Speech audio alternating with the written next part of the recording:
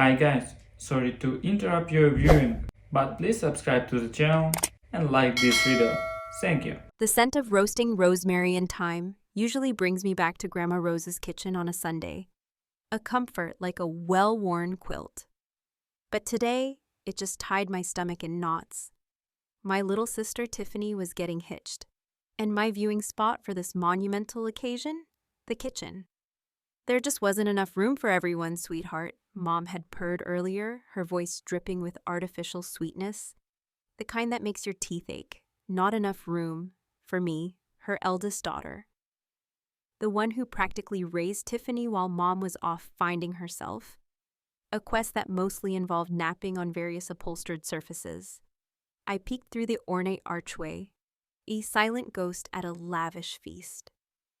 Tiffany, a vision in ivory lace, was having her veil meticulously adjusted. Her laughter, light and carefree, grated on my already frayed nerves. She'd always been Mom's golden child, the one who effortlessly snagged every good thing in life, from the last scoop of ice cream to the undivided attention of every single relative. Me? I was the reliable one, the steady hand, the one who always showed up, even when my presence wasn't exactly celebrated. My fiancé, Ben, God bless his loyal heart, was probably already standing tall and handsome at the altar, waiting for his cue. He'd tried to argue with Mom, of course. Ben, bless his perceptive soul, had a way of seeing right through Mom's performative charm. "She's your daughter, Carol. She should be front and center," he'd boomed, his voice echoing through the usually hushed hallways. But Mom just patted his arm, that saccharine smile plastered on her face. "Oh, Benjamin, you're so sweet, but you know how it is with big families. Some sacrifices have to be made for the overall aesthetic." Overall aesthetic. That's what I was, a strategic sacrifice for the visual appeal. I found myself refilling the ice bucket, my hands trembling slightly. It was a picture-perfect day, the kind you dream of for a wedding. Clear blue song, gentle breeze. Just not my wedding, apparently. Every clink of ice felt like a tiny drumbeat of resentment. It wasn't just this.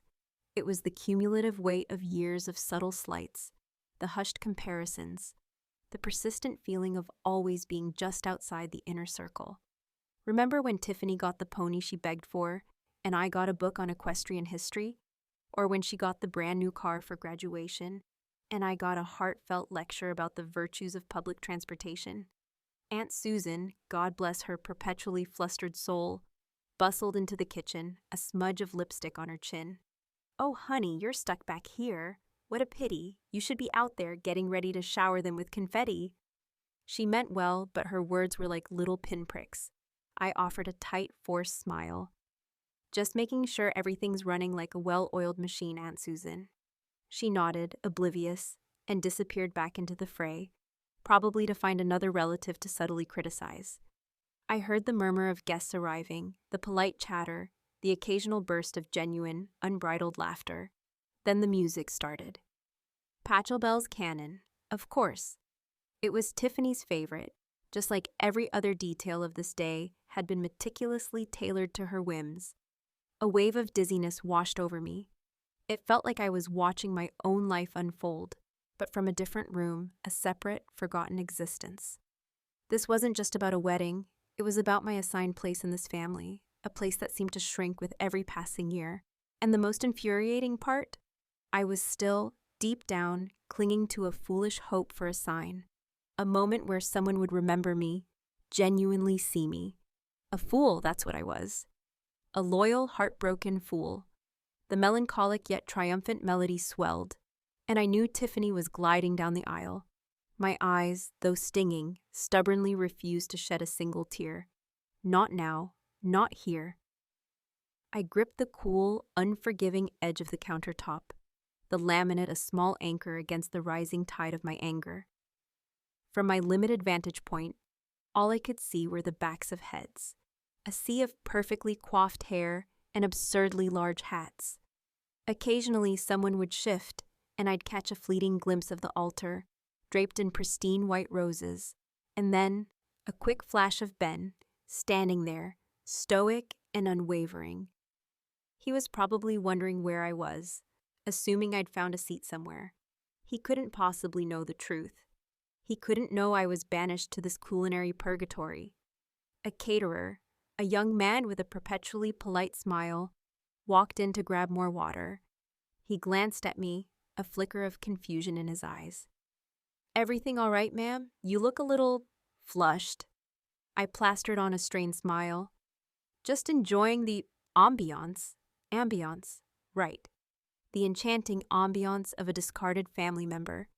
My mind replayed the endless hours I dedicated to helping Tiffany plan this whole production. The torturous trips to bridal boutiques, enduring her agonizing indecisiveness over lace versus satin. The late-night phone calls dissecting seating charts, listening to her whine about Aunt Bertha absolutely needing a window seat. I'd even meticulously addressed half the invitations myself, my handwriting neat and precise, sending out the very invites that ultimately excluded me from the main event.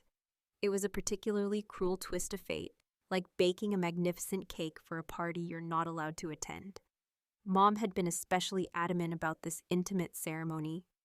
"Only the very closest, darling," she'd purred, all the while meticulously crafting a guest list that seemed to prioritize anyone with a vaguely impressive job title over actual blood ties. I saw my cousin Eleanor, a distant relative I hadn't seen in 5 years, but who was now a hotshot investment banker, sitting proudly in the third row. My blood ran cold. Eleanor, who Mom barely remembered, was apparently closer than I was. The audacity was breathtaking. Suddenly, a booming burst of laughter erupted from the living room. Someone must have cracked a stellar joke. I pictured Mom, probably beaming, soaking up the adoration, the picture of the perfect hostess. My own wedding, whenever that miraculous event happened, would be different. It would be real. It would be about genuine love and authentic connection, not about who could impress whom.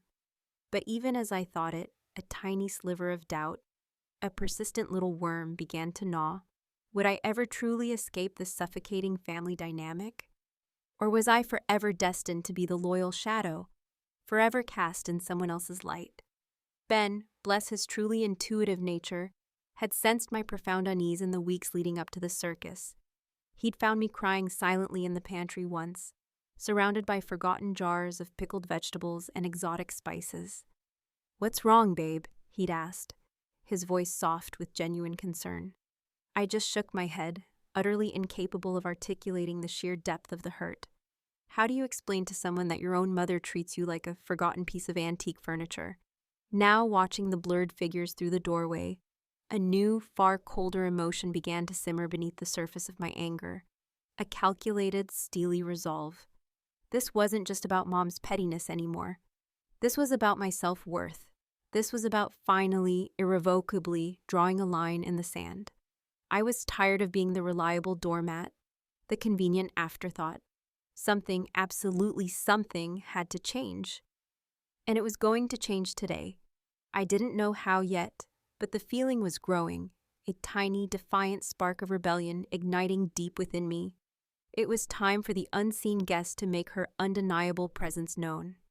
The soft, angelic strains of the wedding march faded into a hushed reverence. I leaned against the kitchen island, listening intently to the priest's gentle voice, his words about love, unwavering commitment, and the sacred bond of marriage. Each word felt like a tiny, precisely aimed chisel, chipping away at my carefully constructed composure. Love, commitment, sacred bond. All things I craved, things I deserved, things that felt agonizingly out of reach. I pictured Ben. He'd be standing there, probably adjusting his tie, maybe even glancing subtly towards the back, wondering if I'd managed to sneak in somewhere. He'd be so confused. And then he'd probably get that look, the one that meant he was starting to connect the dots of Mom's deliberate, cruel exclusion.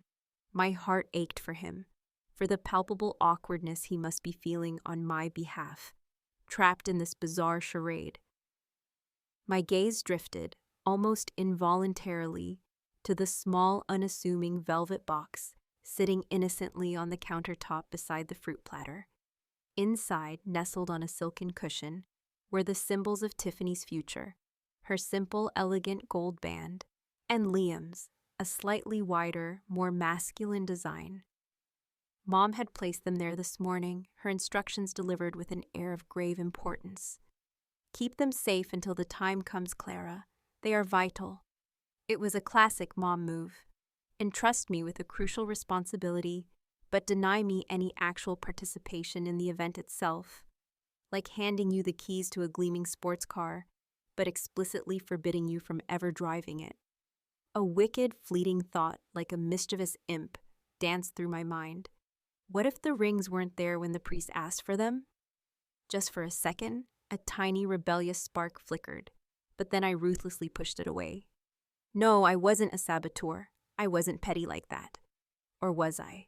The thought, once firmly planted, seemed to take root, blossoming into a small, defiant bloom in the parched, arid landscape of my burgeoning resentment. I heard the priest's voice rise slightly in volume, indicating the approaching inevitable climax of the ceremony. And now, if you please, the rings. My stomach twisted into a painful knot. This was it, the moment of truth. Someone, probably Liam's perfectly rehearsed best man, would step forward, present the rings with a flourish, and the ceremony would proceed flawlessly, as planned. And I, Clara, would remain, forever relegated to the role of the forgotten kitchen dweller. But then a strange, profound silence descended. It stretched, long and excruciatingly uncomfortable. I strained my ears, trying desperately to decipher what was happening beyond the archway. A nervous cough, a hushed, frantic whisper. The complete absence of the expected seamless transition. My heart began to pound a frantic, desperate rhythm against my ribs. Had something gone terribly, hilariously wrong? Then I heard Mom's voice, sharp with a hint of thinly veiled panic. The rings! Where in the world are the rings? Her carefully constructed facade was cracking, just a tiny bit, like a hairline fracture in a priceless vase. I couldn't help but feel a small, dark thrill. This was my moment, or rather, the rings moment. I held my breath, listening, waiting. The silence continued, a growing, suffocating void that seemed to swallow all sound. And then, clear as a bell, cutting through the tense, strained quiet like a finely honed blade, I heard the priest's voice again, louder this time, tinged with a polite but undeniable impatience. Who has the rings? My pulse quickened, a frantic hummingbird beating against my chest. This was it. This was my chance. I clutched the small velvet box tighter, the cool metal pressing into my palm, grounding me. It wasn't about malice. It was about making myself utterly, undeniably seen. It was about breaking free from the kitchen, from the suffocating shadows. And just as I was about to take that first, liberating step forward, to announce my presence, to reclaim my rightful place, I heard it. A voice. A familiar, strong, and deeply reassuring voice, cutting through the tension like a sudden, glorious spotlight. She does! Ben's voice. And then the unmistakable sound of a finger pointing. My fiancé has the rings. The world tilted on its axis. My breath caught in my throat. A gasp held captive. My fiancé, he knew. He knew I was back here. He knew. A palpable ripple went through the stunned crowd. I could practically feel their eyes, 100 curious, bewildered gazes, swiveling in unison towards the kitchen doorway. My face flushed, a dizzying mix of profound embarrassment and a soaring, defiant triumph. Ben. He hadn't forgotten me. He hadn't just assumed I was somewhere else, politely seated in the back. He had seen me, truly seen me, even from a distance, even when no one else bothered to look.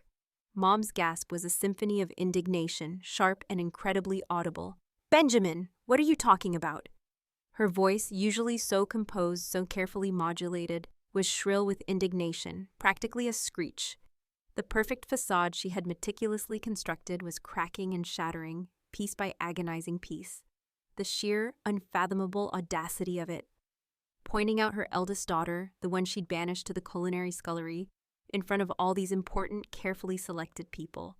I took a deep, fortifying breath, the lingering smell of roasted chicken suddenly feeling less suffocating, more like the intoxicating scent of sweet victory. I walked, slowly at first, then with an increasing surge of confident purpose, towards the archway. Every step was a silent, powerful declaration. Every step was a silent scream of, I am here and I matter. As I emerged, the brilliant sunlight streaming in from the large bay windows seemed to envelop me, bathing me in a defiant glow. Tiffany, her face a mask of utterly bewildered confusion, stood frozen at the altar, her eyes wide, like a startled deer. Liam looked utterly, magnificently bewildered. But it was Ben's eyes that held mine. They were full of a raw, fierce love, a proud defiance that resonated deep within my soul. He smiled, a small, encouraging curve of his lips, and it gave me the unshakable courage to stand tall, my shoulders squared. "The rings, Reverend," I said, my voice steady, clear, and surprisingly strong, unwavering despite the sudden, blinding attention. I held out the small velvet box, presenting it like a sacred offering. The entire room seemed to hold its collective breath, a suspended moment of absolute quiet. All those polite smiles, all those carefully constructed expressions of societal grace had vanished, replaced by open-mouthed astonishment, a mixture of shock and morbid curiosity. Mom, meanwhile, looked utterly dumbfounded, like she'd just bitten into a very sour lemon. Her cheeks were blotchy with rising anger and humiliation. Her perfectly coiffed hair seemed to droop under the weight of her sudden distress. She opened her mouth to speak, then closed it again, utterly, magnificently speechless. It was, in that moment, glorious. Absolutely, perfectly glorious. The priest, a kind-faced man with gentle eyes, took the box from my outstretched hand, his gaze lingering on mine for a moment, a subtle hint of understanding and perhaps even admiration flickering in his eyes. He nodded, a silent acknowledgement, a tiny gesture of complicity, and then, with a professional sigh, turned back to the flustered couple. The ceremony miraculously resumed, but the entire atmosphere had irrevocably shifted. No longer was I the unseen, the unheard, the easily dismissed. Every now and then, I'd catch someone glancing at me, then whispering conspiratorially to their neighbor. The whispers weren't about Tiffany's admittedly stunning dress anymore, or the perfectly arranged flower arches. No, they were about me, the unexpected star of the show. Tiffany, bless her perpetually oblivious heart, seemed to recover quickly, swiftly refocusing on the rings, on Liam, on her meticulously planned moment. But Mom, oh Mom, she avoided my gaze like I was carrying the plague. Every single time she looked in my general direction, her eyes would dart away, a flicker of raw shame, or perhaps pure, unadulterated fury. It was hard to tell, but either way, it was deeply, incredibly satisfying. I took a seat in the back row, a chair that had conveniently, almost miraculously, materialized, thanks to Aunt Susan's sudden, dramatic concern for my poor feet. Ben caught my eye again, a triumphant, almost imperceptible wink. He got it. He knew exactly what had just transpired, and that, in the grand scheme of things, was all that mattered. The years of feeling utterly invisible, of being treated like a second-class citizen in my own family, were finally being acknowledged, dramatically and unequivocally. And the best part? I didn't even have to utter a single word. The rings and Ben's simple, powerful declaration had said it all. The reception, in hindsight, was a bewildering blur of polite congratulations and thin, forced smiles, at least from Mom's side of the family. I was no longer an invisible kitchen fixture. I was the unexpected, undeniable topic of every hushed conversation and every curious, dissecting glance. People I hadn't seen in years, distant cousins I barely recognized, and old family friends who vaguely remembered me from childhood, approached me with awkward smiles, their eyes wide with poorly disguised curiosity, desperate to piece together the bizarre wedding day drama. "So you had the rings? Yeah," they'd ask, their voices tinged with a mixture of disbelief and genuine fascination. I'd simply offer a small, enigmatic smile, a knowing, almost mischievous curve of my lips. "Someone had to," I'd reply, letting the words hang tantalizingly in the air, allowing them to draw their own conclusions. Ben, ever my rock, my unwavering anchor in the storm, stayed steadfastly by my side, his hand often finding mine, a silent, comforting affirmation of our bond.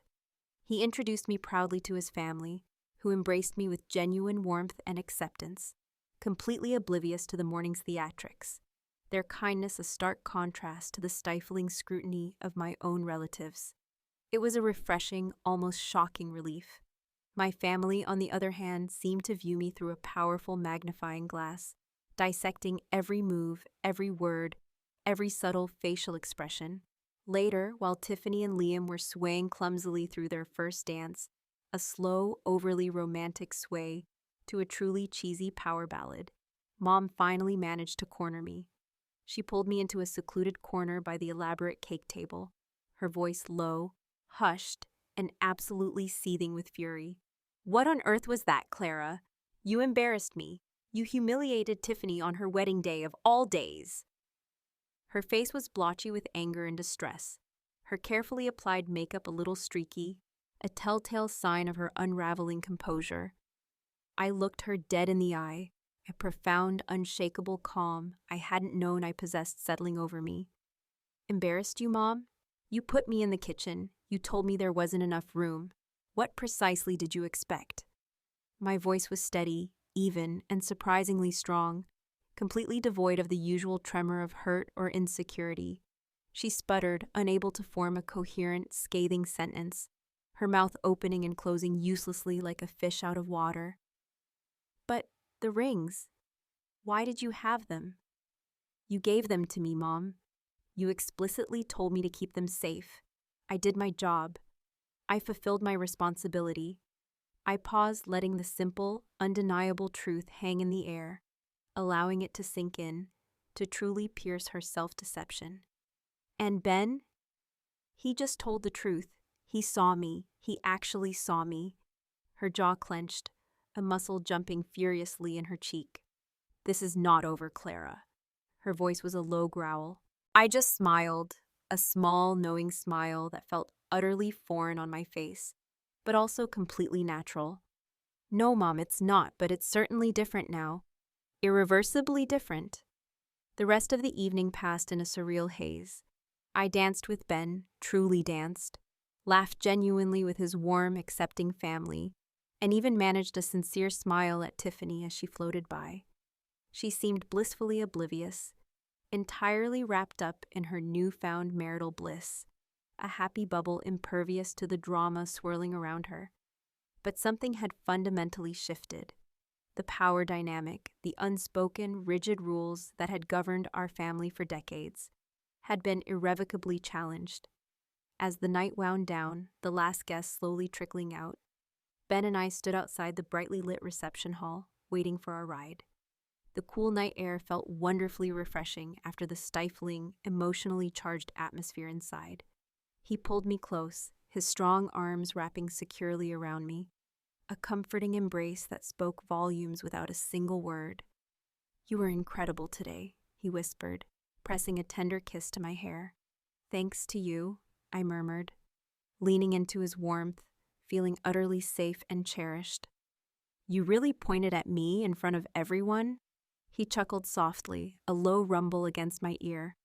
"Of course, there was absolutely no way I was letting them forget you were there, especially not after everything you told me about how she treats you." A comfortable, understanding silence settled between us, a silent language we both understood perfectly. The wedding, with all its raw drama and unspoken resentments, was finally, mercifully, over. But the consequences, the significant ripples it had created, were just beginning to spread. I knew, with a certainty that chilled and thrilled me, that my relationship with Mom could never be the same. Perhaps it would be fractured beyond repair, a chasm too wide to bridge. Or perhaps, just perhaps, this dramatic public unveiling of her carefully constructed facade would force a long overdue reckoning, a truly honest conversation about our dysfunctional dynamic. As our car pulled up, its headlights cutting through the darkness, I looked back at the house, now bathed in the soft, receding glow of the porch lights. A grand, imposing silhouette against the night sky. It felt like a chapter was decisively closing. A painful, humiliating, frustrating chapter. But also undeniably, a profoundly liberating one. The truth, in all its awkward, surprising, and undeniably satisfying glory, had been laid bare for all to see. And for the very first time in a very long time, I felt a powerful, undeniable glimmer of hope for my own future. A future where I wouldn't be watching from the hidden confines of the kitchen, but standing front and center, fully seen, fully heard, and unequivocally valued. The lingering question that hung in the quiet night air wasn't about what would happen next with Mom, but what I would choose to make of my own story, of my own life, now that I finally had the reins. And that, for once, was entirely, wonderfully, terrifyingly up to me.